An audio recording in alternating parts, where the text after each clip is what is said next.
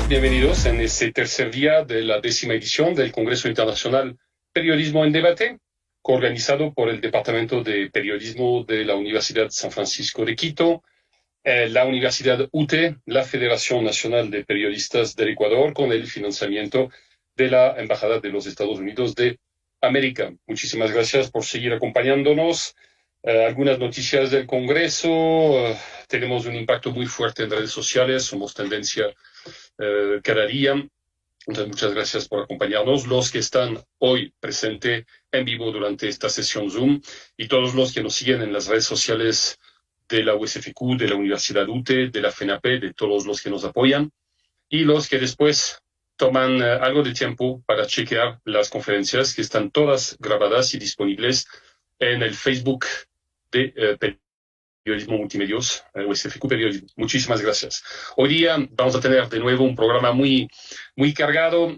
Hoy con Lola Gómez, periodista visual, que nos va a contar una experiencia realmente muy importante, muy conmovedora. Les vamos a presentar a nuestra conferencista en pocos segundos. Y esta tarde a las 5:30 con Alberto Cairo, que es catedrático jefe en comunicación visual de la Universidad de Miami. Buenos días a todos, gracias por acompañarnos. Les dejo con Pamela Benalcázar de la Unidad de Protocolo de la Universidad UTE, que nos va a presentar nuestra invitada, nuestra conferencista Lola Gómez. Pamela. Gracias, Eric. Buenos días con todos los presentes. La siguiente conferencista es Lola Gómez.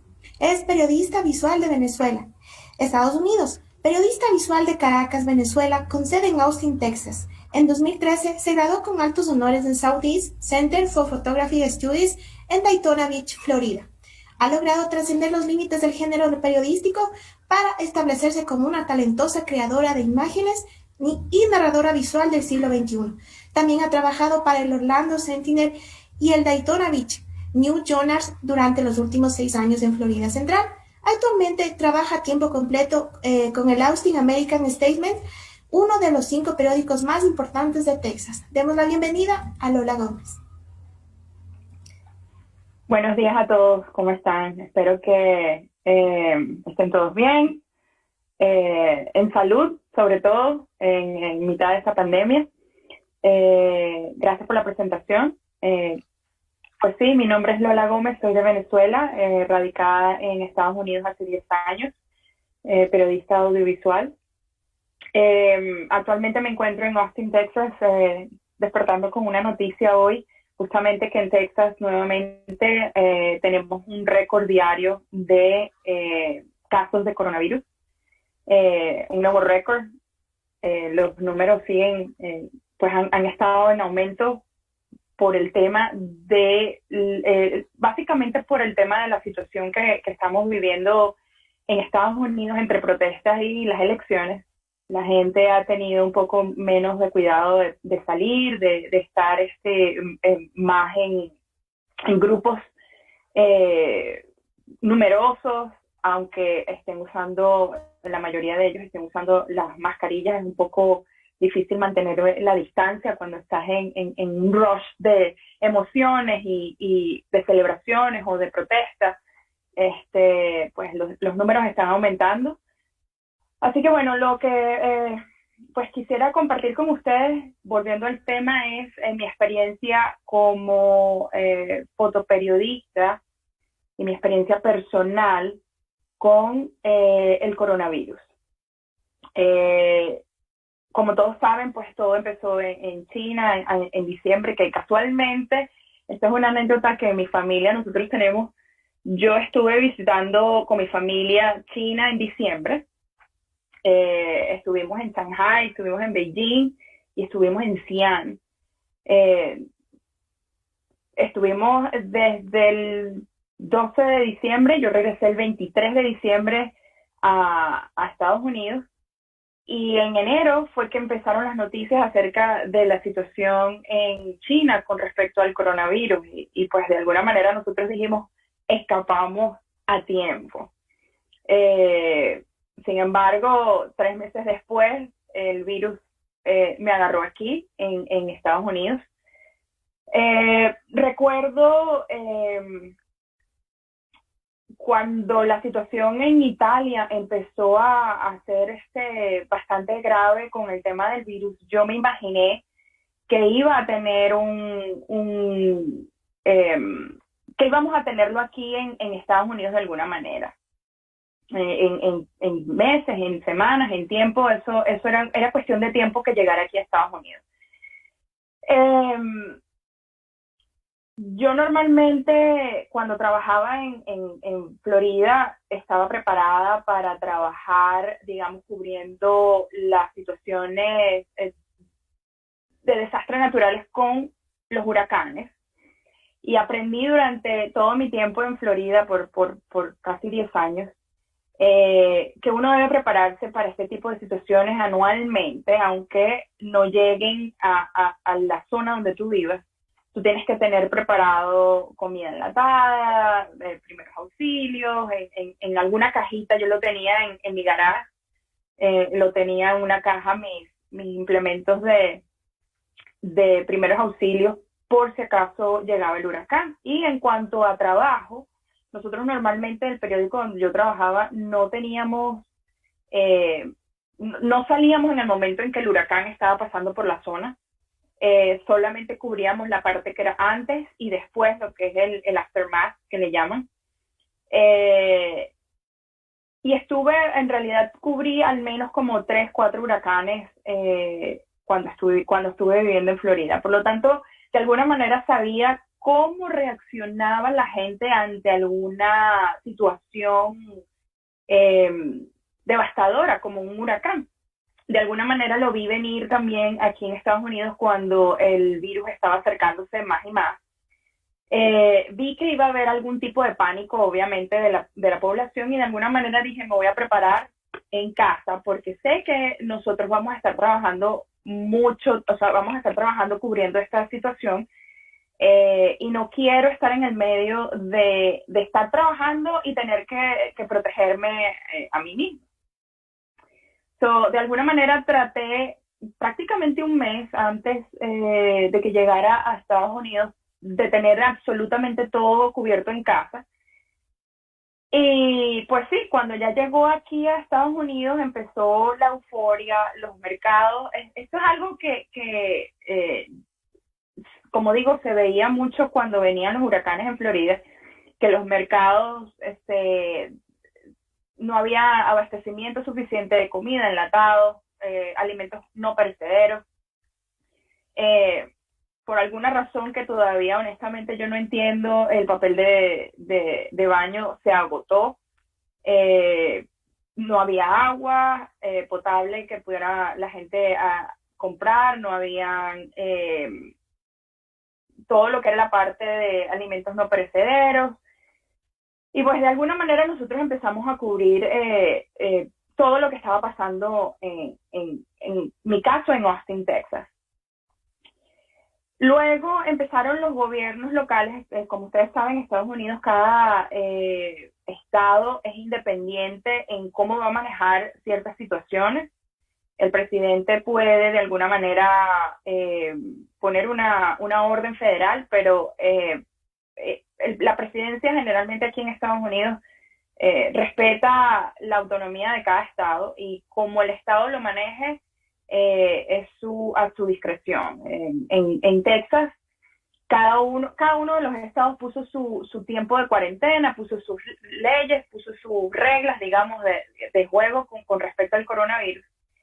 El gobernador de Texas empezó a cerrar principalmente lo que era la parte de bares, restaurantes, y llegó un día en que decidió cerrar lo que son los gimnasios. En esa misma época, cuando empezó a cerrar lo que son los bares y restaurantes. Nosotros aquí en Austin somos una ciudad bastante joven, porque tenemos la Universidad de Texas y hay mucha población joven, veinteañera, digamos, básicamente. Por lo tanto, el target del cerrar los bares era justamente, pues, minimizar esa expansión del virus en la población joven. Cuando cerraron los gimnasios, básicamente, la gente tomó lo que son las áreas comunes, los parques, los trails que nosotros le decimos, para hacer ejercicio. Yo soy una persona que yo corro como parte de mi entrenamiento personal. Cuando empezaron a cerrar los gimnasios, empecé a notar que había una cantidad importante de personas que se estaban acercando a estas áreas donde yo hacía mi entrenamiento, y era una cantidad de gente impresionante, porque en realidad yo no estaba acostumbrada a tener esa cantidad de gente alrededor. Y entonces se me ocurrió, obviamente, hablarlo con mi periódico y decirle, yo creo que la gente está saliendo de los gimnasios, como ya no tienen acceso a los gimnasios, están tomando las áreas comunes para hacer ejercicio. Entonces decidí con una de las reporteras ir a los trails, a documentar un poco la cantidad de personas que estaban haciendo ejercicio en estas áreas. Déjenme mostrarle un poco, déjenme ver si lo puedo mostrar las fotos.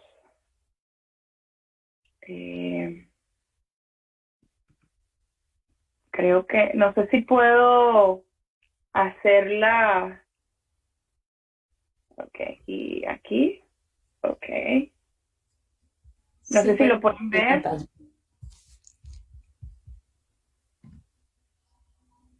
Todavía no estamos viendo nada, pero tienes, sí, tienes el icono verde en la parte inferior de compartir pantalla. Sí, lo estoy haciendo, pero no sé si se ve. Creo que no lo ven. Ok, dame un segundo.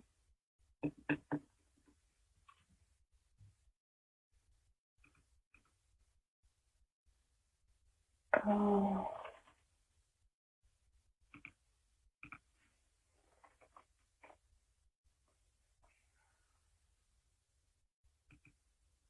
No, creo que no lo están viendo. Oh, creo que ahora sí, déjame ver. ¿Sí? Sí, perfecto, estamos viendo tu pantalla. Ok, perfecto. Dame un segundito para volver a entrar. Aquí. View.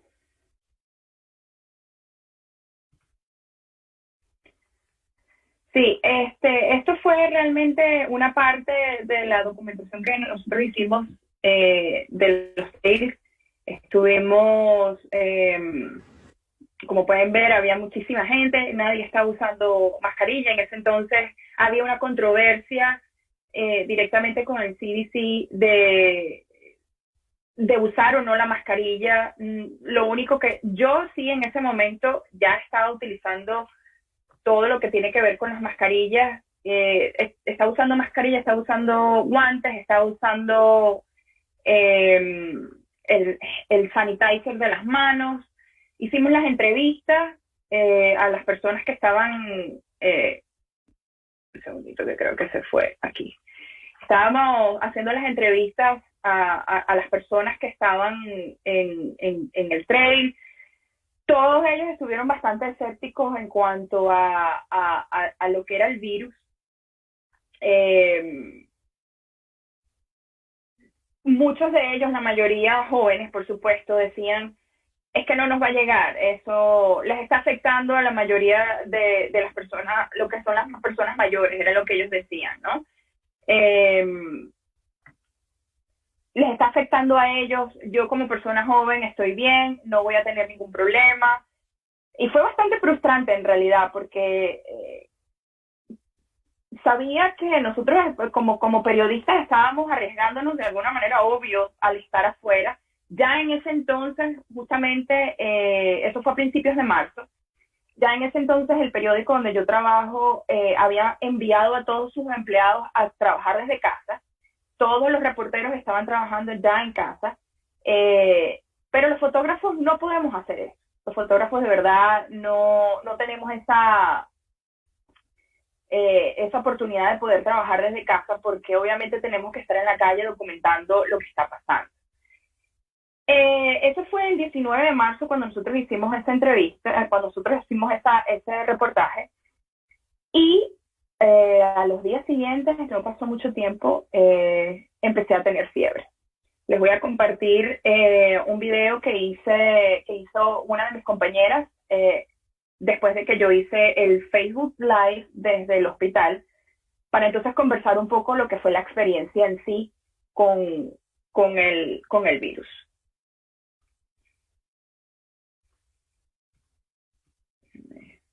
Aquí.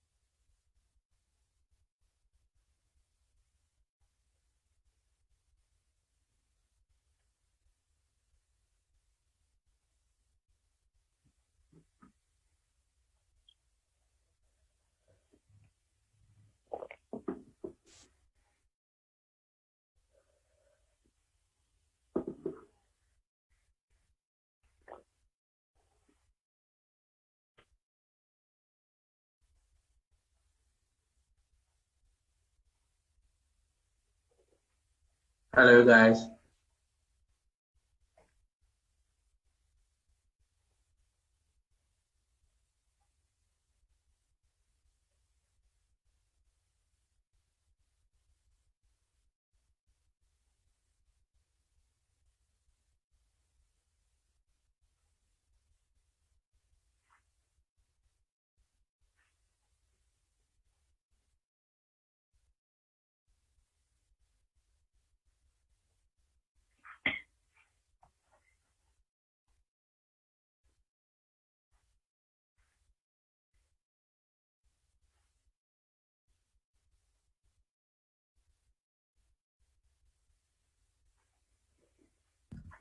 ¿Es sin audio el video, Lola? Lo estamos viendo sin audio.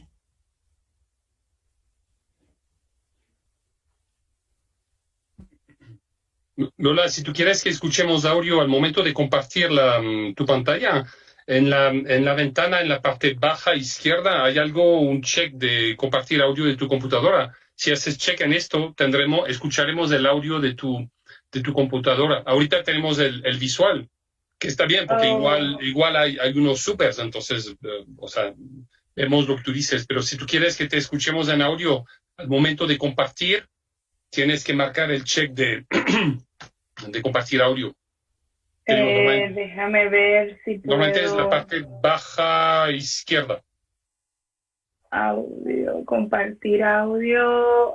Dice el speaker y mi micrófono, o sea, déjame ver si... Sí, está, no lo veo, no sé si... Ok. Tal vez aquí. ¿Se escucha? No.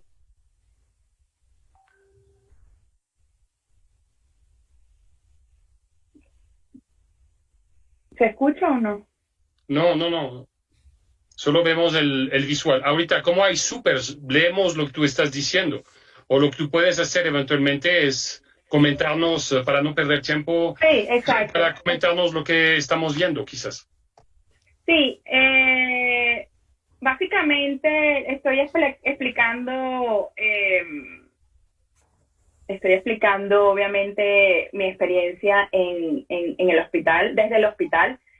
Ya en ese momento estaba viviendo ya estaba en el día, honestamente ya estaba en el día, déjame ver, en el día 12-13 de la enfermedad, que es justamente lo que explican, que la enfermedad tiene, o sea, empiezas a tener los síntomas en su vida, te ataca con todo lo que tiene y entonces los síntomas se van empeorando a medida que van pasando los días. Es una enfermedad muy lenta, en realidad, eso sí tengo que decirlo. Es algo que va gradual, va Un día te sientes, tienes fiebre un segundo día, tienes fiebre el tercer día. No ves ningún cambio, solo hacia arriba, y es muy corto. Los cambios se dan muy despacio, digamos, pero cuando empiezas, van en subida y es muy lento.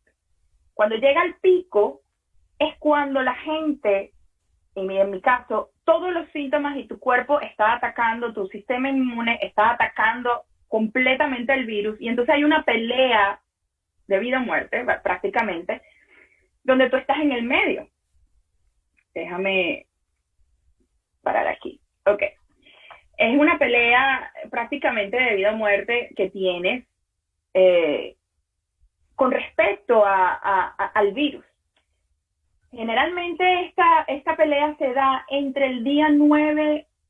Es lo que la mayoría de los que han pasado por el virus dicen que es la parte más fuerte, digamos. A mí me dio en el día 12, que fue cuando terminé en el hospital.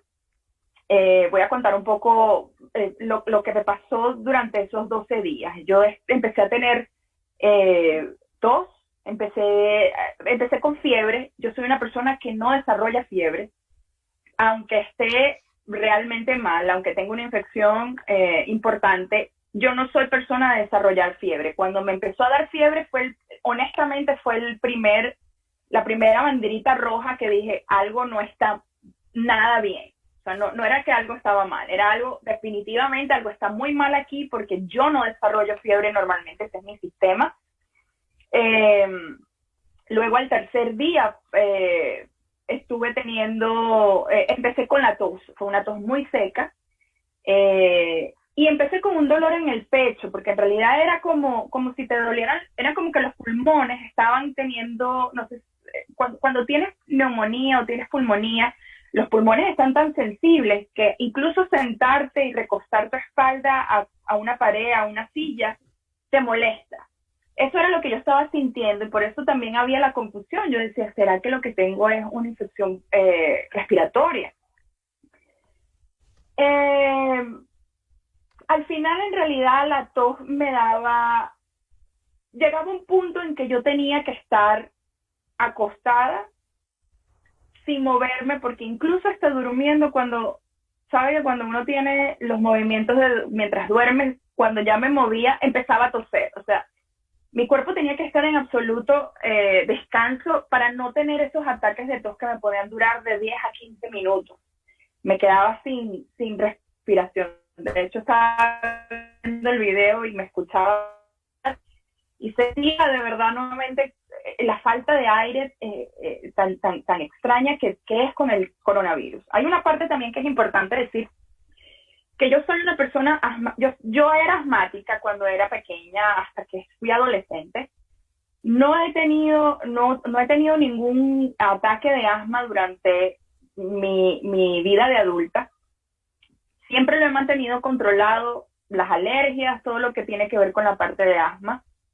Yo no pensé, aunque decían que una de las razones que podían ser las personas vulnerables al coronavirus, que pudiera ser grave, eran las personas asmáticas. De alguna manera yo sentía que no era asma lo que tenía, obviamente, porque la respiración, el pecho, como se tranca, es absolutamente diferente a un ataque de asma. Una persona que es asmática y ha tenido coronavirus puede decir con toda propiedad que es una experiencia totalmente diferente en cuanto a la respiración. De alguna manera, como me estaba faltando la respiración, yo estaba teniendo lo que nosotros llamamos el inhalador de emergencia, que se debe usar única y exclusivamente cuando tienes un ataque de asma. Yo lo estaba usando, ya llegó un punto que lo estaba usando cada 10, 15 minutos, porque me daba solamente ese rango de poder respirar mejor. Y estos son inhaladores de emergencia que dan taquicardia, básicamente. Entonces, imagínate, te dan taquicardia si lo usas 2, 3 veces al día. Si tienes un ataque de asma, imagínate usarlo cada 15 minutos. O sea, yo estaba en realidad tratando de poder respirar. Mientras tanto, durante ese tiempo, Estados Unidos realmente no estuvo preparado para esta situación. Es una enfermedad, era una enfermedad, por supuesto, absolutamente nueva, donde los pacientes, que en ese caso yo fui parte de la primera ola, los pacientes y los doctores estaban descubriendo cómo funcionaba el coronavirus o el COVID-19. No habían suficientes respiradores en los hospitales, no había personal entrenado. De hecho, cuando yo llego al hospital, una de las personas que me tenía que hacer, la persona que me hizo la prueba, recuerdo dentro de la conciencia que yo tenía, porque en realidad ya yo estaba perdiendo la conciencia en ese momento, estaba en el vidrio, lo que es la puerta de vidrio del cuarto de emergencia donde yo estaba, preguntándole a otra enfermera, ¿y cómo uso esto? ¿Qué tengo que hacer? ¿Cómo tengo que hacer esto? O sea, hasta ese nivel estábamos que en realidad el personal médico hizo lo que mejor pudo para poder atender a esta primera ola de pacientes que fuimos nosotros. Obviamente no pudieron escuchar el video, pero cuando ella hace la prueba, todo lo que es la parte nasal y todo lo que era la parte interna de mi parte de sinus estaba absolutamente inflamado, que recuerdo que cuando hizo la prueba, el dolor que yo sentí, y de hecho lo pueden ver en mi rostro, y me acuerdo, el dolor fue muy intenso, porque era sentir que aparte de que eso va totalmente muy adentro, hacia las partes muy internas de la nariz, las fosas nasales, también todo eso estaba muy delicado en ese momento de tanto toser, de todo lo que estaba pasando. Yo intenté, como dije en el video, intenté 5 veces tomar el test. En ese momento las pruebas estaban muy escasas y estaban solamente determinados a un grupo específico para tomárselo a específico personas. Tenías que tener más de 65 años, haber viajado fuera de Estados Unidos, incluso fuera de Texas por más de 14 días o en los 14 días previos, tener algún tipo de historial médico serio, como diabetes, situación cardíaca. No estaban tomando en cuenta el asma en ese momento. Y en ese momento, justamente, todavía se estaba debatiendo el tema de la pérdida del olfato y del gusto. Ya cuando yo llego al hospital, ya no tenía el olfato y el gusto. Eso fue impresionante, haber perdido el olfato, el gusto. No estaba comiendo, obviamente, porque ya no estaba teniendo hambre. Honestamente, perdí básicamente como 5 kilos en 10 días. Estuve viendo, cuando ya estuve en el hospital, ya cuando intenté 5 veces hacerme la prueba, ya a la 5ª vez, la doctora la doctora que me vio por video me dice que tenía que ir a una clínica abierta, un open air clinic, lo que es una abierta, no estaba cerrada, o sea, estaba en un estacionamiento abierto. Cuando yo llego ahí, no paraba de toser, no podía ni siquiera hablar. La enfermera me tomó los signos vitales y me dijo: tus signos vitales están fuera de control, no podemos atenderte aquí, vamos a tener que llamar a una ambulancia. En ese momento, por supuesto, si algo pueden saber es que aquí en Estados Unidos, a pesar de que la salud funciona, obviamente funciona, pero es bastante costoso si no tienes seguro. Yo tengo seguro médico por medio de mi trabajo, pero cuando me dijeron honestamente, vamos a llamar a una ambulancia, lo primero que también se me vino a la mente fue la factura. Esto, normalmente un servicio de ambulancia cuesta alrededor de $10,000. Entonces dije, el hospital me dijeron está a 5 minutos de distancia, por lo tanto decidí irme en mi carro, porque además, si me iba en ambulancia, iba a tocar que mi carro se quedara en este estacionamiento y y mi carro tiene los equipos de fotografía. Y dije, no puedo porque si me quedo hospitalizada, definitivamente no puedo dejar el carro aquí. Al final llegué al hospital con los signos vitales fuera de control y me atendieron de emergencia. Creo que hay alguna pregunta, no sé si quieren... Sí, Lola, hay mucha gente que está impactada por lo que tú cuentas, pero que quiere saber, es el caso de César, por ejemplo, de Chile, que nos pregunta, pero ¿cuándo empezaste a tomar la decisión de hacer tu trabajo en ese estado que tú nos cuentas? O sea, tú no podías respirar, estabas tosiendo, entonces hemos visto videos, ¿no? Tuyos en el hospital, quién te grabó, quién te sacó fotos, ¿cómo pudiste tomar esta decisión de seguir trabajando y cuándo en ese estado de salud, pues? Sí, mientras estaba en el hospital, me supongo. Sí, eso lo hice yo porque normalmente no. Esto es un protocolo que hacen aquí en Estados Unidos, que cualquier paciente que tiene coronavirus está aislado absolutamente de todos los demás pacientes. De hecho, yo estuve 3 días hospitalizada y en ese tiempo yo no veía absolutamente más nadie que las enfermeras y los doctores que visitaban la habitación y venían, yo decía como astronautas, porque venían absolutamente cubiertos por todos lados y todo ese equipo lo tenían que botar, se lo quitaban y lo tenían que botar en la basura, en la habitación y luego salían. Yo tenía mi celular, así que las fotos y el video lo hice yo desde la cama. Eso fue al día siguiente después de la crisis en la emergencia. Obviamente, cuando yo estoy en la emergencia, que me hago el video del examen del coronavirus, tomo la decisión porque digo, nosotros no tenemos acceso por reglas, reglas de protección a los pacientes. Los medios no tienen acceso a los hospitales a menos que el hospital le dé el acceso al medio. Y esto es por protección de la privacidad de los pacientes.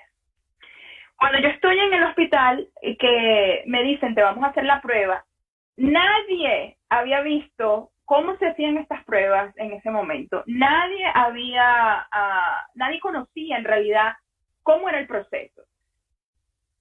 Yo tomo la decisión de hacerlo honestamente a escondidas. Puse el celular en mis piernas y lo dejé grabando. Y es cuando ella toma la prueba. Cuando hago el video en Facebook ya es al día siguiente, cuando ya yo estoy fuera de peligro. Y hago el video de Facebook en vivo cuando ya pude de alguna manera recobrar el nivel de oxígeno en mi sangre, porque eso es lo grave del coronavirus, el nivel de oxígeno en la sangre. Lo primero que yo le digo a alguien que me dice, creo que tengo coronavirus, o es posible que tenga el coronavirus, o tengo el coronavirus, lo primero que digo, tienes que encontrar un oxímetro, que es lo que te mide el oxígeno en la sangre. Si tienes menos del 95%, tienes que ir a un hospital, porque corres el riesgo de que puedas tener una situación respiratoria. Lola, María José Zavala nos pregunta, ¿cómo fue esta sensación de estar aislada? O sea, tú estabas hospitalizada, pero seguías informada, porque tú acabas de decir, nadie había visto un test, o sea, no sabía, la gente no sabía. ¿Cómo sabías eso? ¿Que tenías un televisor? ¿Estabas informada vía tu celular? ¿Cómo era?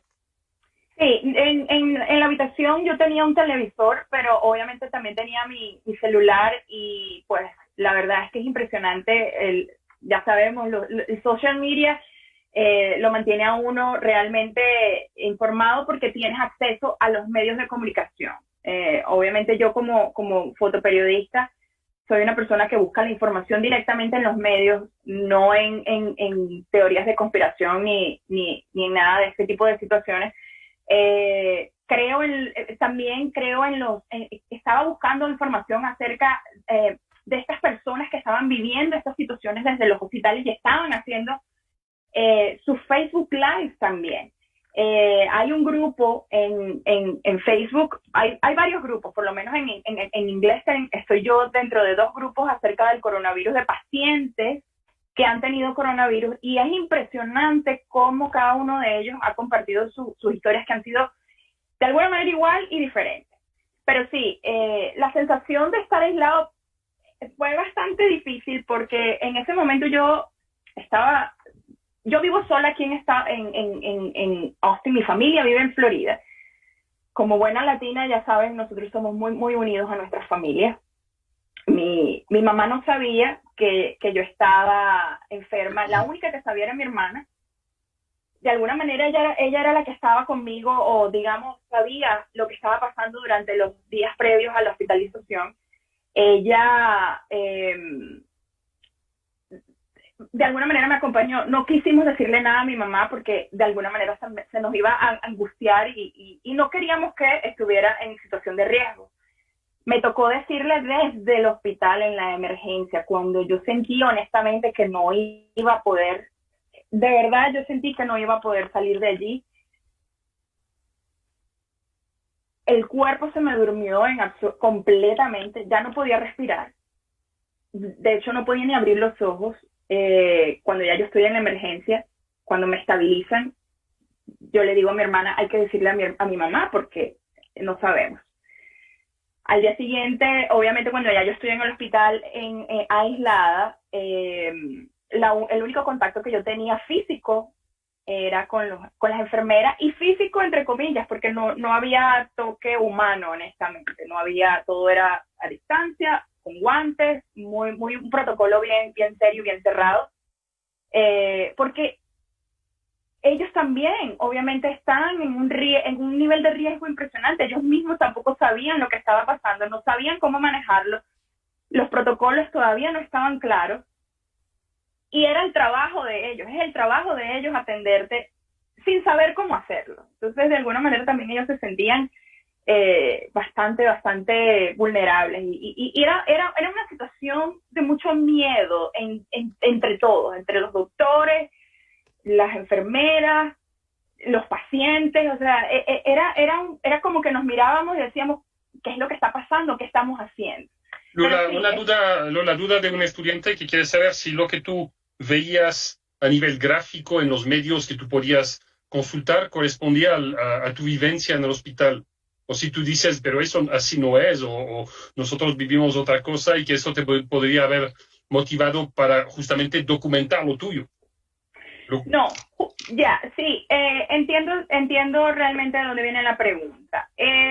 Sí, cuando yo empiezo a tener cuando yo estoy viviendo lo que estoy viviendo, sí me hizo sentido lo que ya estábamos documentando y reportando. Como estaba diciendo antes, habían nuevos síntomas que yo informaba cuando me hacían cuando yo trataba de hacerme la prueba, que me preguntaban cuáles son tus síntomas, y yo daba estos síntomas y me decían, no, eso no corresponde al coronavirus, eso corresponde a una infección en la nariz, en la sinus, eso corresponde a una infección respiratoria. Luego, cuando yo salgo del hospital, estos síntomas que yo estaba teniendo son agregados a la lista de síntomas del coronavirus. Entonces, sí me hizo sentido, porque es que todos estábamos viviendo al mismo tiempo la confusión, y tratábamos de alguna manera mantener a la población informada con la información que tenía. Los hospitales, sí había una crisis en el momento en que yo llego. De hecho, hubo un cierto momento que cuando yo llegué al hospital, que ya me estabilizan, me dicen, no te vamos a internar. En ese momento dije, a mí nadie me saca de aquí, porque lo que yo estaba viviendo en mi casa era muy, muy, muy fuerte. Yo dije, yo no voy porque además, si no me hospitalizaban, no me hacían la prueba. Vuelvo y repito, las pruebas estaban tan limitadas y tan limitadas que de verdad la primera ola se sintió totalmente desamparada. Actualmente aquí en Estados Unidos, por lo menos aquí en Texas, en Austin, es como ir a un McDonald's, pasar por el automac. Ir por el automac, te hacen la prueba y en 5 días, 3 días, a veces hasta en 15 minutos ya tienes el resultado. En ese momento no habían pruebas suficientes para nadie y las tenían tan limitadas que personas como yo estábamos absolutamente desamparadas. Y eso fue un poco lo que yo quería transmitir.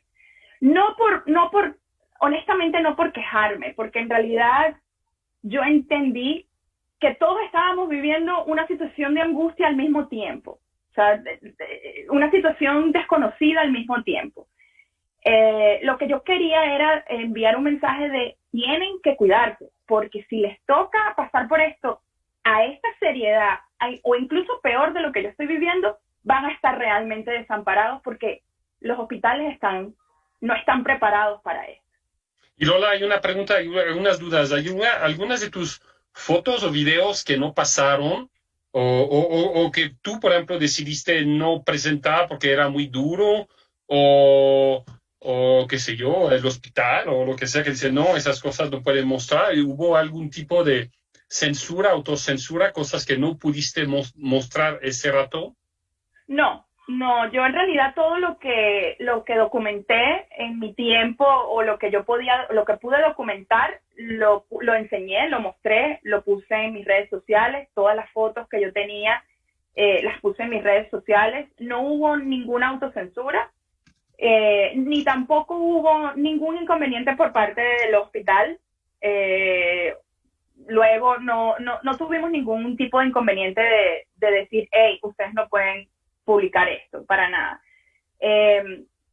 Bueno, como digo, si hubiese yo mostrado de pronto a otro paciente, sí hubiese habido algún problema, pero como el paciente era yo, y yo misma estoy dando el consentimiento de mostrar o de enseñar lo que yo estaba viviendo, no hubo ningún problema. Además, no, tú dijiste que no estuviste en contacto con... ¿Hubieras podido sacar fotos de otros de todas maneras o no? No hubiese podido porque yo estaba en una habitación aislada completamente. Nosotros... De todas maneras, éticamente no lo hubieras hecho. Éticamente no lo podías hacer. No. Éticamente no lo hubiese hecho a menos que hubiese tenido el consentimiento. Sin embargo, no... Nosotros aquí en Austin, por lo menos, y creo que la mayoría, ni siquiera en Texas, la verdad, ha pasado lo que pasó en Nueva York, por ejemplo, que fue que tuvieron que habilitar galpones de alguna manera para poder tener únicamente pacientes del coronavirus. Nosotros no llegamos a ese punto, estuvimos a punto, creo que fue en junio, habilitaron un centro de convenciones que nosotros tenemos aquí en Austin, con camas, una al lado de otra, porque de verdad los números estaban saliéndose de control en Austin, en el área de Texas en general. Pero no hubiese, yo como fotoperiodista, yo respeto mucho, yo tengo una ética muy seria con respecto a eso. Yo no violaría la privacidad de nadie. Si este paciente me hubiese permitido poder tomarle fotos, lo hubiese hecho, pero con el consentimiento. Aunque hubiese querido, no hubiese podido. La pregunta del corresponsal de Reporteros Sin Fronteras en Santiago, en Chile, sobre si hubo alguna cobertura especial con tus registros publicados en tu medio de comunicación o solo pasó eso en tus redes. No, ellos sí hicieron una historia, mi periódico donde yo trabajo. Yo entré, si no me equivoco, en marzo 31 y en abril 3 se publicó la historia escrito y el video que les acabo de mostrar, que lamentablemente no pudieron escuchar, lo hizo mi periódico. Y posteriormente, cuando yo hago el video de Facebook, se hizo viral porque yo lo hice en los dos idiomas, lo hice en español, lo hice en inglés, lo hice desde mi plataforma personal. Y luego, pues, obviamente, como vuelvo y repito, no había historias de gente que estuviera contando esto, porque también había mucho estigma. La gente que tenía coronavirus decían, yo no voy a decir nada porque me van a decir, tengo que estar, me van a tratar como un leproso, digamos, básicamente. Entonces, no había esta sinceridad de decirle al público, o a la gente, o a sus amigos, a sus familias, tengo el coronavirus. ¿Y no tuviste tú esa duda? ¿Tú misma? Yo porque es mi trabajo, esta es mi pasión, yo soy fotoperiodista y es de alguna manera mi deber.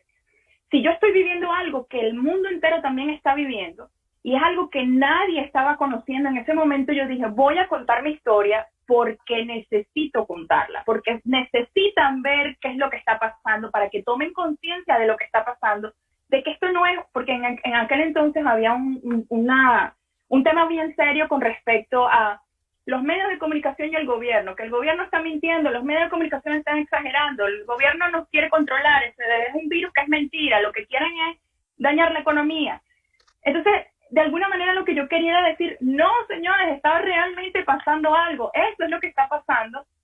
Se hizo viral mi historia y muchos medios de comunicación en español y en inglés me contactaron para hacer entrevistas ya después de que estoy en casa en recuperación, porque tuve que estar 14 días más en casa terminando de recuperarme, que esta es la otra parte, un poco la historia que también es importante saber. ¿Alguna otra pregunta? Sí, ¿hay alguna parte que no pudiste documentar nunca por tu mal estado? O sea, que realmente, cuando comentas que estabas cada 15 minutos con tu inhalador tal cual, ¿ahí podías seguir documentando o ya no había como...? No, yo empiezo a tener déjame ver el timeline, empiezo a tener los síntomas el 19 de marzo y ya eso fue un jueves, ya para el martes siguiente yo le dije a mi jefa, no voy a salir más, no sé qué tengo, me suena a que es coronavirus, pero yo creo que lo mejor es no salir. Yo creo que lo mejor es que me quede en casa y no salir. En ese momento mi compañía tampoco tenía establecido cuál era el protocolo para de alguna manera proteger a sus empleados a nivel de salario, digamos, o sea, lo que es la parte de recursos humanos, porque si tú no trabajas, obviamente aquí en Estados Unidos ya sabes lo que sucede, si no trabajas no te lo cubren. Y mi oficina no tenía, mi periódico no tenía ese protocolo puesto. Ya después del 24 de marzo, sí, ya dejé de trabajar, estuve en casa y lo único que hacía era asistir a mis compañeros de trabajo desde la casa.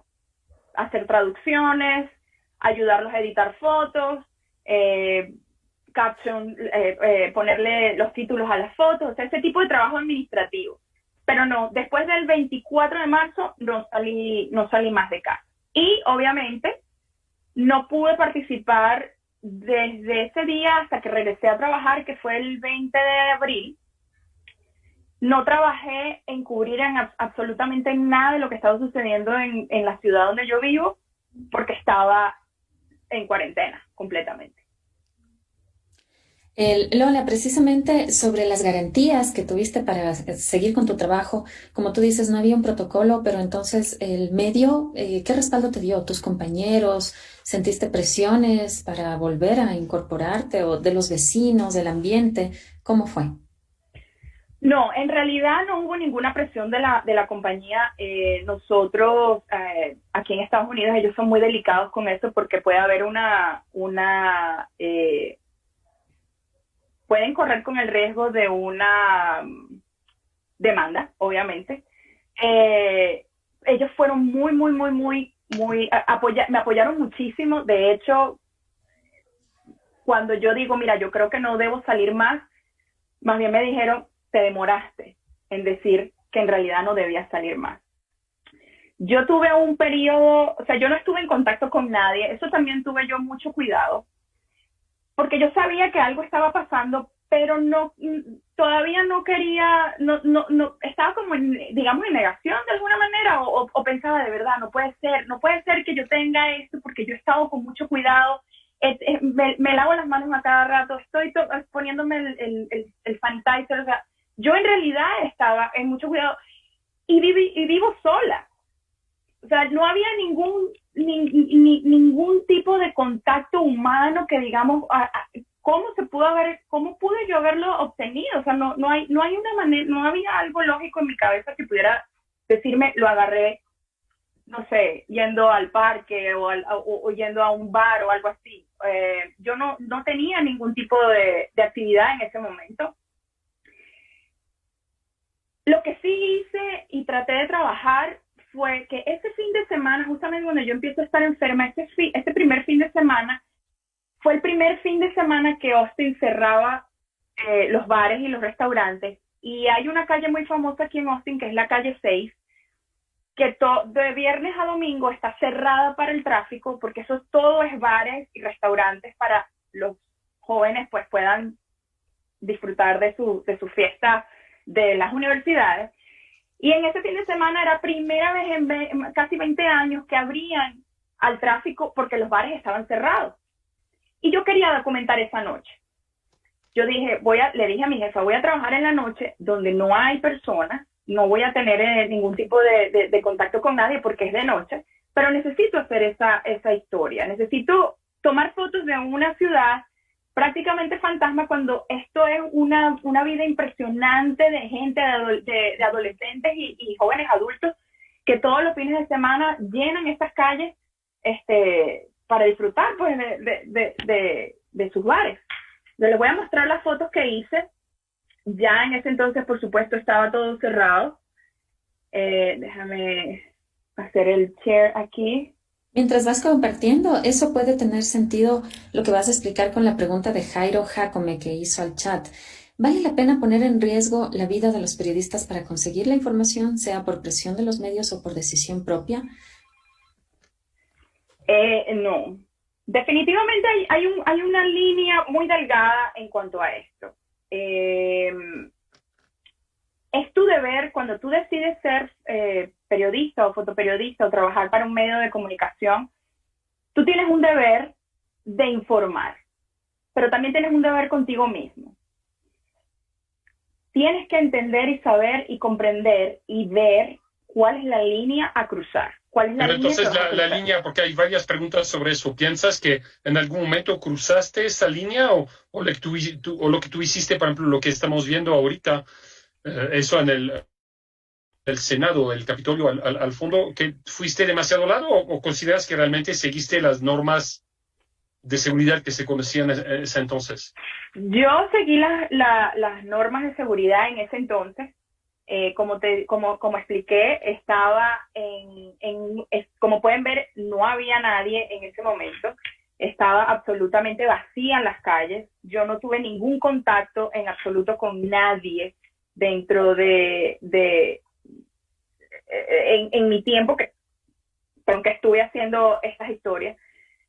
No crucé la línea más por los demás, honestamente, que por mí. Yo sabía que tenía que tener mucho cuidado porque si lo que yo tenía era el coronavirus, yo no quería hacer una parte de transmisión, obviamente. Y por eso fue que decidí hacer este trabajo. Me acuerdo que tenía fiebre, lo tenía controlado con Tylenol. Cada 4 horas estaba tomando Tylenol y me bajaba la fiebre. Pero ya al momento en que el Tylenol pasaba, obviamente la fiebre volvía a subir. Terminé como a las 3 de la mañana y a la mañana siguiente, que fue un domingo, fue cuando tomé la decisión de intentar hacerme la primera prueba, que no me la permitieron. Pero hay una pregunta de Lola, de Michelle Encalada y de Camila Chucuma sobre si tú consideras que después de lo que te pasó y probablemente a otros, tu medio de comunicación tomó medidas después para aún más drásticas para evitar que algún fotógrafo, camarógrafo, reportero se vuelva a enfermar. Y Camila Chucuma, quisiera saber cómo piensas que los medios deberían prepararse para este tipo de situaciones en un futuro, porque ya mucha gente dice que esa es una pandemia, no es la primera y tampoco será la última. Sí, mi oficina obviamente ya había implementado en ese momento cuando empiezan a salir los casos, porque no fui la única, dentro de mi oficina hubo otro reportero que se enfermó, pero fue porque estuvo en Sudáfrica de vacaciones. Pero yo fui la única y he sido hasta ahora la única que se ha enfermado del coronavirus en mi oficina por trabajar, o sea, aquí en Estados Unidos por trabajar. De hecho, nadie más dentro de mi oficina se ha enfermado del coronavirus. Han sido familiares de ellos, pero no ellos directamente. Mi oficina sí implementó, obviamente, más protocolos. Estaban ya trabajando. Es que el tema conmigo es que yo entré en esa primera ola donde no había nada establecido. Actualmente ya mi oficina tiene equipos de lo que llaman el PPE, que es el traje ¿La visera de plástico? astronauta. El traje completo. El traje completo lo tienen para casos en los que, por ejemplo, yo estuve documentando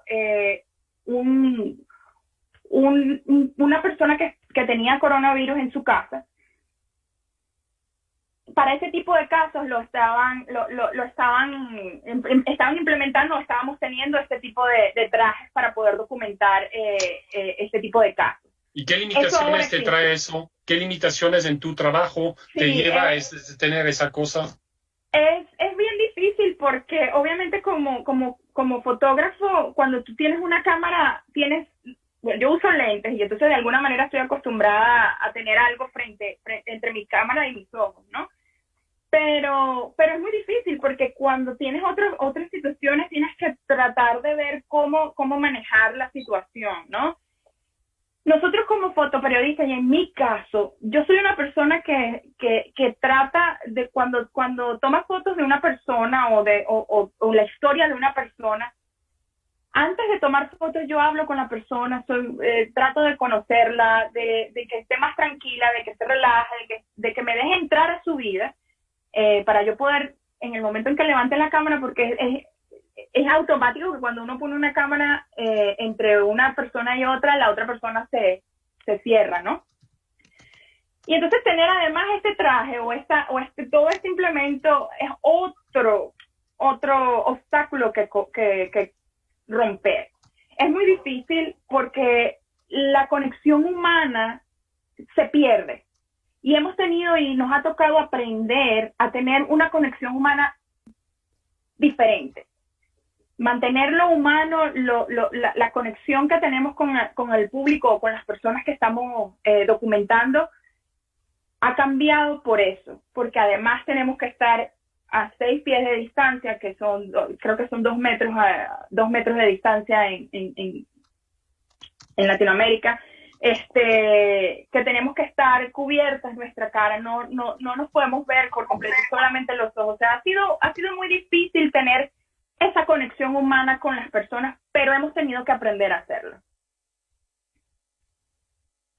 ¿Hay alguna otra pregunta? Sí, bien. Déjame ver. Si tú consideras que el trabajo de los fotoperiodistas es uno de los más arriesgados y difícil de hacer durante la pandemia, parece que podríamos abrir esa pregunta quizás a los camarógrafos, o sea, a la gente que necesita algún tipo de visual. Sí, definitivamente dentro de la rama de los medios, los fotógrafos y camarógrafos somos los más vulnerables, porque, vuelvo y repito, nosotros no podemos trabajar desde casa, nosotros no podemos hacer una foto vía Zoom, nosotros no podemos hacer una foto desde la ventana. Nos ha tocado ser mucho más vulnerables con respecto a toda esta situación. No es primera vez que pasa. Esto porque nos ha tocado directamente a nosotros una crisis mundial, nos ha tocado directamente, pero esto pasa generalmente, por ejemplo, cuando hubo el brote de ébola en África, muchos fotoperiodistas murieron por cubrir esta crisis. Cuando tienen que cubrir las guerras, tienen que estar en las zonas de conflicto. Con respecto a los reporteros, obviamente no se minimiza el trabajo de ellos, no lo hago en absoluto, creo que el trabajo de los reporteros también es un trabajo sumamente fuerte, pero de alguna manera ellos pueden hacer sus entrevistas desde sus teléfonos, desde sus casas. No hay, por lo menos aquí en Estados Unidos, ellos tienen herramientas de poder hacerlo desde casa y es la obligación. De hecho las oficinas no les permiten de alguna manera ir a cubrir algo si lo pueden hacer por teléfono. Yo tengo una compañera, ella no sale en absoluto. De hecho, ella consiguió un trabajo en California y ella está trabajando desde aquí, desde Austin. ¿Conoces algún medio que obligó a su gente a salir? Que digo, mira, no, necesito ese reportaje y sales porque sales. Yo no lo he conocido directamente, pero sí he leído varios reporteros y sobre todo fotógrafos que sí han tenido ciertos inconvenientes cuando les dicen que tienen que salir o que tienen que ir a hacer alguna cobertura y ellos dicen no me siento cómodo en ese ambiente, porque digamos, si es una conferencia de prensa al aire libre, tú puedes manejarlo, pero si tienes que entrar a la casa de alguien, ya es otra cosa. Sí, supongo que depende mucho de los casos, ¿no? Porque yo veo nosotros como freelance, corresponsales freelance, también nos dijeron no están obligados, pero de vez en cuando te decían sería chévere tener reportería de calle, entonces ahí es donde a la final tú decides, o sea, pero sí nos obligaron a tener los booms, alejarnos, etcétera, Sí. bueno, en fin. Sí, Pero a veces sí, cuando tú eres freelance siempre hay eso, porque si tú no trabajas, no comes. exactamente. Ese es el tema con los freelance. Definitivamente es un riesgo que tienen que tomar o que deben, o de alguna manera sienten la obligación de tomar, porque si no lo hacen, no pueden cobrar, no pueden tener el sustento que normalmente tienen. Yo considero, perdón. Sí, quería unir dos preguntas a propósito de lo que vas a contar de Felipe Núñez y Michelle Encalada. ¿Cómo fue el retorno de tu trabajo a las calles y qué medidas tomó el medio de comunicación para evitar que alguien más vuelva a enfermar? Porque tú ya nos mencionaste que te cuidabas, no, te sigues cuidando, pues vives sola. Quizá la vulnerabilidad fue por tu asma, no lo sé, porque hasta ahora me imagino que no desconoces cómo contrajiste el virus. Entonces, cuéntanos sobre los protocolos de seguridad desde el medio, el amparo y cómo fue tu retorno a las calles. Sí, el retorno fue bastante difícil, honestamente, y esto sí lo voy a decir abiertamente, porque también nosotros los reporteros y los fotógrafos y los que trabajamos en los medios tendemos a no contar el trauma que puede causar una historia. Tendemos a mantenerlo, a tenerlo dentro y no ser vulnerables y no presentarnos lo humanos que somos. Yo empecé a trabajar en abril 20. En abril, el sábado anterior a ese día, abril 17, hubo una protesta aquí en el Capitolio de Texas de personas que estaban pidiendo que abrieran el estado. Que ya estaban que esto era mentira, el virus es mentira, la economía se está echando a perder, que tenemos que trabajar, y entonces hicieron una protesta sin máscara, sin protocolo, sin absolutamente nada. Yo no estaba trabajando en ese fin de semana, pero sí vi la noticia que mi periódico lo estaba transmitiendo en vivo en ese momento, con una de las reporteras estaba transmitiendo en vivo la protesta. Y yo tuve una crisis de ansiedad muy seria en ese momento, porque ya yo sabía que para el lunes iba a tener que trabajar, no, sino que ya estaba bien para poder trabajar, porque ya no tenía más de 72 horas sin síntomas, que esa es otra de las cosas que te dicen los doctores, que tienes que tener 72 horas sin síntomas, no es solamente 14 días, tienes que monitorear que tengas 3 días sin ninguno de los síntomas. Mientras tengas, así sea uno de los síntomas y así sea leve, todavía eres positivo con el virus. Entonces ya yo tenía 3 días sin los síntomas, y recuerdo que cuando vi la noticia empecé a llorar, tuve una crisis de ansiedad muy seria, porque me vi en esa situación de nuevo. Dije, una cosa muy diferente es cubrir algo, por ejemplo, como a veces pasa aquí, un tiroteo, por ejemplo, el que yo cubrí en el 2019 en El Paso. Es algo que ya pasó, pero entonces estás cubriendo lo que la gente está viviendo después del tiroteo, pero ya pasó. En cambio, con el virus no ha pasado todavía. Y entonces en el momento que me tocaba regresar, yo decía, como nadie sabía en ese momento cómo funcionaba esto, yo decía, voy a volver a las calles, a ser vulnerable, a volver a estar con gente, a volver a estar en esta situación. Y me dio una crisis de ansiedad que tuve que tener una sesión de emergencia con mi terapeuta. Que menos mal, gracias a Dios, ella controló la situación y pude volver el lunes. Pero sí estuvo muy fuerte porque yo veía gente y entonces me sentía que tenía que, o sea, estaban como que en pánico prácticamente. Eso, Lola, es importante, Lola, porque a veces los medios no toman muy en serio esos asuntos psicológicos, ahí tu experiencia es sobre la COVID-19, pero a veces lo que pasa cuando un reportero regresa de cubrir un terremoto y ha sido golpeado y lo que se sabe, ¿no? El estrés, el síndrome del estrés postraumático, los medios a veces como que, no es nada, etcétera. Tú, por ejemplo, eso cuesta, supongo, en Estados Unidos. ¿Tu medio, tu seguro te ayudó, pagó o tuviste que asumirlo tú? No, el seguro lo cubrió. Yo tengo la ventaja de tener un seguro que cubre la parte de salud mental al 100%. Yo no tuve que pagar absolutamente nada. Eso es algo que realmente agradezco inmenso. O sea, para mí ha sido maravilloso porque hay un tema muy serio con la parte de los periodistas y es eso que estás diciendo, la salud mental es muy seria, es muy, muy fuerte. Cuando nosotros reportamos algo, incluso aunque no lo vivas directamente, cuando es un tema de investigación profunda, cuando te metes en un tema de investigación que lees, que llamas, que haces entrevistas y que le entras al tema tan profundamente, cuando sales de allí tienes toda esa información dentro de ti y tú como persona lo tienes que procesar.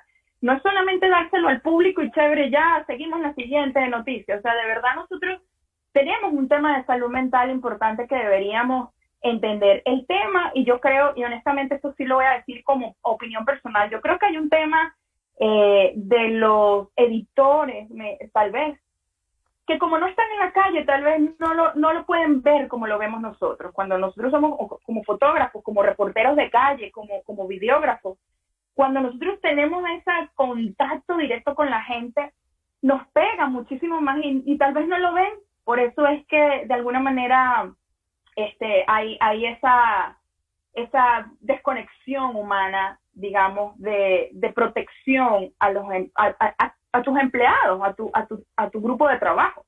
Y sobre eso hay una pregunta de César que pregunta si tu cobertura sirvió de alguna manera para mayor toma de conciencia, por ejemplo, de las autoridades, o sea, el hecho de verte si algún miembro de la alcaldía del Estado, alguien te llamó para decir sí, ahora así es, si tú tienes esa idea. Y hay otra pregunta, revisamos un poco el tema ético de Carlos, que quiere saber si, por ejemplo, tuviste, porque eso lo vimos en China, lo vimos en otros países del mundo, fotos o videos de gente que cae muerta en la calle, o sea, que de repente le viene la crisis y boom, y se cae. Tú, si por ejemplo hubieras estado en eso, de repente ver a alguien caer muerto o supuestamente muerto, tú tienes tu cámara a la mano, tomas la foto, la publicas. La primera pregunta, sí, hubo un cambio, no me llamó el alcalde, no me llamó ninguna autoridad de Austin, honestamente. Sí tuve ciertas entrevistas al público, con el público, pero no sé, no tengo conocimiento si mi historia hizo algún cambio en la parte de la ciudad, pero sí sé que hubo un cambio en la industria de los medios locales. Tengo la directora del periódico de Dallas. Recientemente ella me dijo que ella cambió su protocolo con sus fotógrafos después de conocer mi historia. Ella aprendió de mi historia e implementó unos protocolos de seguridad para ellos porque ella no quería, obviamente, que su equipo viviera lo que yo había vivido y se dio cuenta de alguna manera que nosotros estamos absolutamente vulnerables. Y me contó que sí, que ellos no en este momento ya tienen todo, desde que empezó la pandemia, no hacen fotos dentro de sitios cerrados, lo tienen prohibido. Eso es en Dallas. Tienen un día a la semana, no libre, pero sí trabajan, cada uno está en su casa, limpiando sus equipos, haciendo lo que es sanitización de sus equipos. Si se sienten que no tienen la seguridad, o sea, si no se sienten seguros en cubrir una historia o algo que les estén dando una asignación, tienen absoluto apoyo del periódico de no hacerlo y decirlo abiertamente sin ningún tipo de represalia. Nosotros también de alguna manera en Austin también lo tenemos así, pero desde mi caso, y voy a ser honesta en este caso, yo he estado monitoreando mis anticuerpos desde que salí del hospital. Ya llevo 2 exámenes. Planeo hacerme el tercer examen en diciembre de los anticuerpos.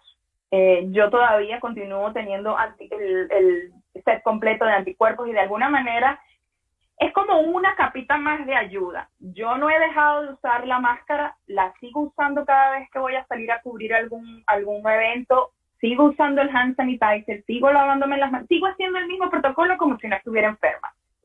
Pero de alguna manera tengo los anticuerpos y de alguna manera eso me ha dado como que un layer más de protección. Y la segunda pregunta era, disculpa. Por ejemplo, si tú tienes ocasión, como ya pasó en otros países, de ver a alguien cayéndose, porque al mismo tiempo puede ser intrusive, o sea, hemos visto, recuerdo en China, en Wuhan, había cuerpos, etcétera, puede ser muy duro para los familiares, pero al mismo tiempo puede ser lo que pasa también, es también una realidad, hay gente que muere en la calle, ¿qué haces si tienes cámara? ¿Lo sacas? No, yo normalmente, o sea, si me veo yo en esa situación, lo primero que haría, honestamente, es ayudar. Yo en este caso sí pongo la humanidad por encima de lo que pueda, de la noticia, digamos, o lo que está pasando en ese momento. Y me parece que hay una línea muy delgada también entre el amarillismo y la información, lo que es dar información y lo que es crear de alguna manera una noticia en rojo, digamos. No soy ese tipo de fotógrafa. Si a mí me hubiese pasado eso, definitivamente hubiese buscado ayuda. De pronto le hubiese tomado fotos cuando las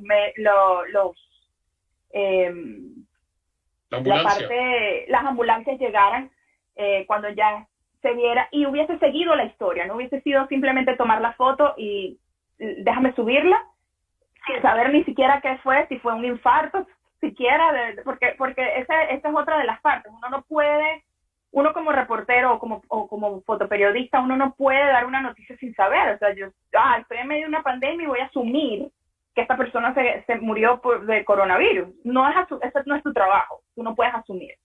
Entonces, de alguna manera... Lola, te hubieras acercado, pero si la persona hubiera tenido coronavirus, había un riesgo de contagio aquí. ¿Qué hay de las medidas de seguridad y todo eso? ¿Cómo ayudas a alguien? No lo puedes tocar. No, yo sí normalmente, bueno, si estoy en mitad de una pandemia y estoy en la calle, créeme, tengo la máscara. No hay manera de que yo no esté en la calle sin máscara. No hay manera de que yo no salga a la calle sin la máscara. Yo tengo el hand sanitizer en mi badge de prensa. Lo tengo guindando en donde está mi nombre, tengo el hand sanitizer conmigo. No, siempre estoy en cuidado con eso. Si yo hubiese tenido la oportunidad, si yo veo a alguien que se desploma frente a mí, lo primero que hago es llamar al 911, porque por otro tema también de demandas, tú no puedes atender a nadie que tenga una situación médica porque te pueden demandar. Lo primero que haces es llamar al 911 y de alguna manera lo que haces es acercarte y ver si puedes de alguna manera hablarle o si está fuera de razón. O sea, tratas de alguna manera de poderlo ayudar y la parte de salud, lo que es el 911, es en cuestiones de segundos, cuestiones de minutos que llegan a la escena que uno llama.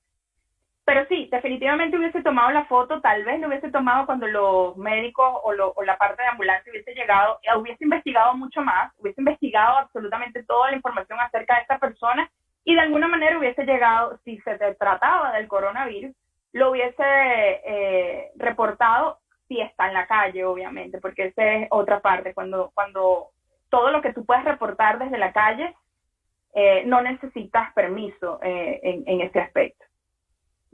Una precisión, el video que vimos al inicio, cuando te hacían el test o cuando tú te grabaste indicando yo tengo coronavirus, etcétera, sí lo hiciste tú, con tu celular. Sí. ¿Pero qué? ¿Tenías un trípode? ¿Tenías algo? ¿Cómo te arreglaste técnicamente para hacer eso? Porque estabas en ese momento no estabas tan mal, aparentemente. O sea, sí podías hablar, que lo tenías, tenías tu celular con la mano, ¿cómo hiciste? No, tenía la bandeja que uno le ponen de comida. ¿Sabes? La bandeja que va por encima de la cama. Tenía esa bandeja tenía el vaso de agua que estaba así de grande, lleno de agua, y ya estaba pesado, y ahí fue donde puse el celular. O sea, eso es periodismo móvil con las herramientas que tienes a mano, básicamente. Exactamente. Tú tienes que ingeniártela con lo que tienes en la mano. Definitivamente hay algo. Y un vaso de agua cuesta muchísimo menos que un trípode, ¿no es cierto? Y un trípode, exactamente. La verdad es que como fotoperiodista, como videógrafo, si hay alguien en la audiencia en mi área, ellos saben, nosotros sabemos que tenemos que inventarnos algo si necesitamos hacer un video, que tienes que evitar por completo hacerlo desde la mano, porque aunque tú trates de estar absolutamente quieto, siempre hay un movimiento y eso distrae a la gente. Entonces tú tienes que buscar una manera de que esté estable el video, lo que es el celular en este caso, y pues usas lo que tengas a la mano, definitivamente. Tenemos todavía muchas preguntas y nos queda unos 10, 12 minutos porque empezamos y terminamos. Eso es la ventaja del Zoom, realmente a tiempo para que la gente pueda seguir con sus haberes, nuestros estudiantes con sus clases. A ver, hay una de anfitrión, ¿ok? Hola, anfitrión. En época de pandemia, ¿qué es lo más importante? ¿La primicia o la noticia que demore, pero es más elaborada? Porque dicen que con los medios digitales también hay cualquier cantidad de información y a veces confusión en los lectores. Por ejemplo, en tu campo de fotoperiodismo, ¿qué te parece? Aunque aquí no sé si hay una primicia a nivel de foto, pero entre la primicia y la noticia un poco más lenta, pero más elaborada, ¿con cuál de los dos vas en época de pandemia? Yo creo que, por ejemplo, vamos a poner otra vez el ejemplo de la persona que colapsa en la calle. Eso obviamente es una noticia impactante, es una noticia importante si esta persona realmente tiene coronavirus, si esta persona colapsó por coronavirus. Es una primicia, digamos, obviamente, pero tienes que tener cierto cuidado con lo que, digamos, no quiero decir cuidado, digamos, tienes que tener una ética importante dentro de dar la noticia, porque no puedes simplemente poner una foto desde un celular y decir, esta persona colapsó, vamos a averiguar qué pasó con él, si es coronavirus. Porque lo que vas a crear es pánico, porque no estás dando la información completa. Puedes crear una pequeña noticia o una pequeña primicia dando las informaciones básicas confirmadas y luego entregar lo que es la noticia completa, ¿no? Pero siempre con una información válida, comprobada, no solamente por asumir, no solamente asumiendo, no solamente pensando, no solamente, debe ser que es así, porque eso es muy peligroso, porque tú como periodista tienes una herramienta de poder muy, muy, muy, muy fuerte en tus manos y tienes que saber usarlo. Entonces, yo creo que hay un balance entre las dos cosas. No creo que exista, tampoco debes demorar la historia por tenerlo completo, digamos, lo que es la profundidad de la historia. Pero sí tiene que haber, si la primicia la vas a dar, tienes que tener información válida y confirmada. Jairo Jacome está diciendo, de manera más general, ¿no? Debería el periodista tomar partido en los hechos cuando está realizando cobertura, saber si es periodista o ciudadano. Y quizás en tu caso, tú ya estuviste enferma, grave, o sea, hasta pensaste que quizás no ibas a salir de esto. ¿Cómo cambia tu visión cuando sacas una foto por haber sido víctima de? O sea, ¿te cambia tu manera de cubrir eso? ¿Qué sé yo? ¿Entiendes mejor, supongo, lo que pasa a la gente? ¿Eso cambia tu manera de hacer la foto o lo que sea o no? Obviamente te hace más humano cuando vives directamente algo que otra persona está pasando, ¿no? Una cosa que creo que los fotoperiodistas tienen que tener importante, incluso los reporteros en general, los periodistas en general, es empatía para poder entender la historia que están manejando. No estoy diciendo involucrarse personalmente porque eso definitivamente va a afectar tu salud mental, pero sí tener empatía, porque cada una de estas personas están abriendo sus hogares, sus vidas, sus historias a ti, y tienes que tener cierta empatía, tienes que tener un nivel de empatía serio para poder transmitir la historia de ellos a través de tu pluma o a través de tu cámara. Para mí sí tocó directamente personal, o sea, tocó personalmente. Cuando me ha tocado ver pacientes que han pasado por el coronavirus, muchas veces ellos lloran y yo lloro con ellos, porque en realidad me acuerdo cuando yo lo pasé y comparto con ellos mi experiencia también. Y eso nos hace mucho más humanos y la historia la hace un poco más profunda, digamos. O sea, te están abriendo la puerta de su casa, te están contando su historia de terror, porque normalmente las historias de coronavirus que terminan en hospitales son historias de terror. Entonces, cuando hay esa conexión, definitivamente la historia se hace mucho más humana. Y sí, creo que de mi parte ha habido mucha más empatía con respecto a la parte de cubrir el coronavirus en este tiempo. Entonces eso nos va con la pregunta de, por ejemplo, de Sebas Ortiz de Mile Galvez, que dice si tú crees que el periodismo ha evolucionado en medio de la pandemia, si ha decaído en rigor y objetividad, o sea, si hubo un cambio tal. Y Mile que pregunta de saber si después de lo que tú pasaste, has sacado un poco tus estrategias para sacar fotos y proponer o hacer nuevos reportajes. Creo que sí, obviamente ha cambiado el periodismo porque nos ha tocado aprender a hacerlo diferente, como dije en un principio. Nos ha tocado aprender, por ejemplo, los reporteros a tener que hacer absolutamente todo desde sus casas, cosa que es bien difícil porque yo sé que cuando escriben una historia y conocen a una persona, por ejemplo, si escribes la historia de alguien, necesitas estar en su ambiente, necesitas conocer su casa o su trabajo, lo que sea, para poder tener una descripción enriquecedora y traerlo a tu historia, de alguna manera para que el público cuando lo lea se imagine o tenga la visión de la historia de esta persona en completo y total, y es difícil, porque obviamente hacer la entrevista desde el teléfono no te da ese plus de poder agregar eso a la historia. En cuanto a las fotos... Sí, no, perdón, sigue, Lola. En cuanto a las fotos, realmente también nos ha tocado hacerlo desde lejos. No hay esa conexión humana tampoco. Entonces vamos a hablar de lejos y por lo menos yo como fotógrafa, a mí me cuesta no poder traer al público directamente cerca de las personas. Sin embargo, Mile Galvez, perdón, te corto porque nos quedan pocos minutos. Mile sí. Galvez, de nuevo, quiere saber, ¿tú qué crees que puedes capturar en una fotografía? ¿Qué tipo de contenidos más allá o sea, quizás de lo simplemente visual? ¿Puedes transmitir más cosas que van más allá de lo... Estoy tratando de traducir la pregunta. Sí. No entiendo la pregunta. Mile, ayúdame. Mile Galvez, por favor, haz la pregunta porque clarifica un poco la pregunta para Lola. Mile, ¿estás? Sí, o sea, como cuáles serían los límites que no se podrían sobrepasar. O sea, ¿qué sí puedes captar en una fotografía y qué no? Todo depende de la ética, definitivamente.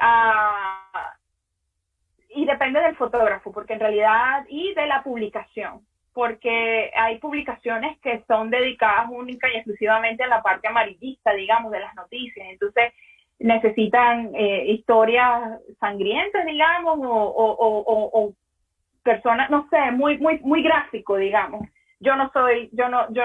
Mi ética no me permite hacer eso, no me siento cómoda haciendo eso. Definitivamente es una parte de ética personal, y un fotoperiodista tiene que tener una ética bien elevada para poder saber discernir y entender dónde está el límite que pasar. O sea, y eso creo que tú respondes a una pregunta de Andrea Aguirre, que quería saber cómo haces para no caer en el morbo, para no exotizar el dolor ajeno. Es eso. Pero ¿cómo haces cuando algo pasa? Ese rato te dices, hola, 10 segundos y piensas en el código de ética. ¿Cómo haces eso? Es intuición. Honestamente no tengo cómo describirlo en palabras. Obviamente tú vas tomando las fotos, y la parte más importante de cuando terminas de tomar las fotos, que vas a enviarlo al sistema del periódico, es cuando tienes que tener la ética mucho más elevada.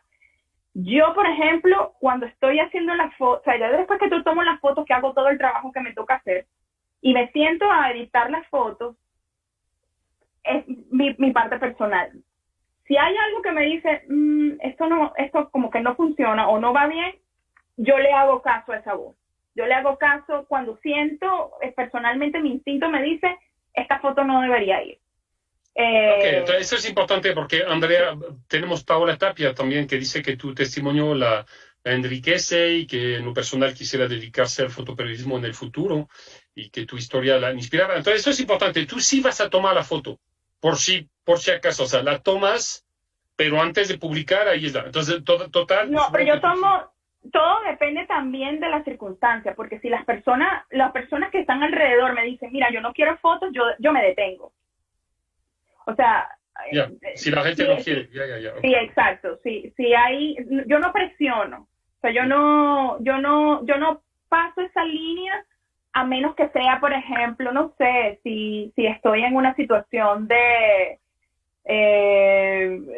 corte y alguien está saliendo de la corte y entonces dicen, no foto, pero está saliendo de la corte, es una historia, o sea, no estoy, es porque no, es que depende de la historia, definitivamente, que eso te lo va a decir el instinto y tu entrenamiento como fotógrafo y la línea editorial. Antes de mandar al editor y todo eso. La última, y después voy a pedir a la gente muy numerosa que nos escucha que se queden solamente justo 30 segundos después de la respuesta de Lola, porque quisiéramos sacar una fotografía de todos ustedes, del view de todos los participantes, una foto que sacaremos con el celular, como Lola en el hospital, o sea, siempre para documentar un poco eso. La última, Lola, viene de Narcisa Escobar, que dice que la pandemia ha sacado lo mejor y lo peor de los seres humanos. Nosotros aquí en Ecuador tuvimos negociados en los hospitales, cosas terribles, siquiera esa gente merece que se hable de ellas.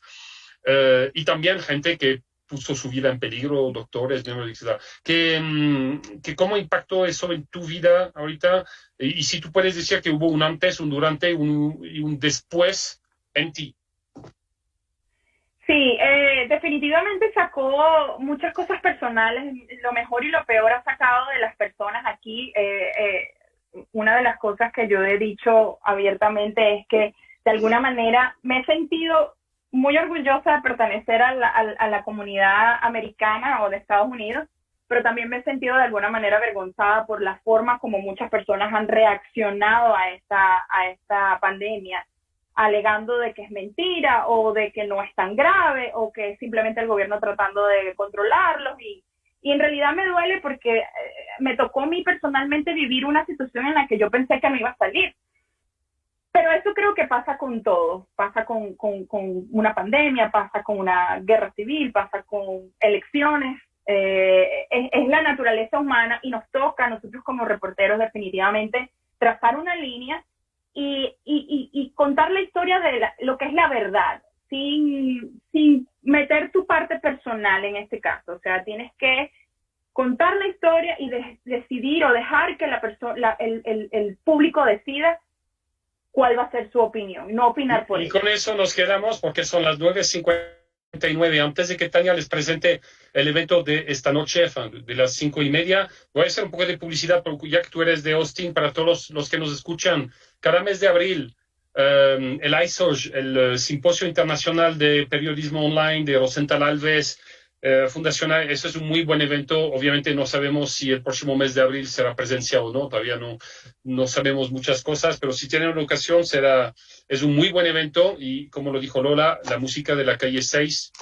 cuando hay música, es buenísima. Todos, por favor, tengan la gentileza, prendan su cámara, que tengamos sus caras, vamos a sacar algunas fotos de los presentes.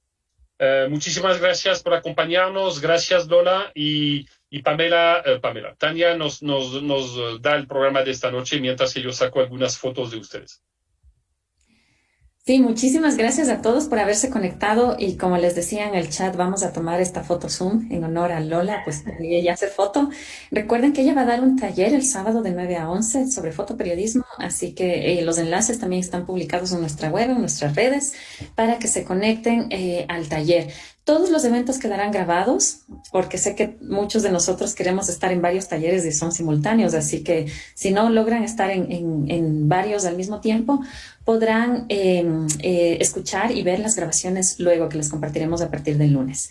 Hoy en la tarde nos volvemos a conectar a las 5:30 para la conferencia con Alberto Cairo, el experto en visualización de datos, sobre cómo nos mienten los gráficos en estas circunstancias, en este año. Les esperamos entonces a las 17:30, ya tienen el link en el chat y también debe haberles llegado a sus correos, está en la página web, en nuestras redes. No olviden seguirnos a través del hashtag PERDebate20.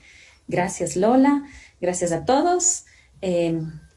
Tenemos 6 páginas, Eric. ¿Tienes ya las 6 páginas? Sí, ya tengo las 6, pero la número 5 o 6 había más rectangulitos negros que, por lo menos los que estaban en las 3 primeras sí prendieron la cámara. Entonces sí, yo tengo las fotos, no hay problema.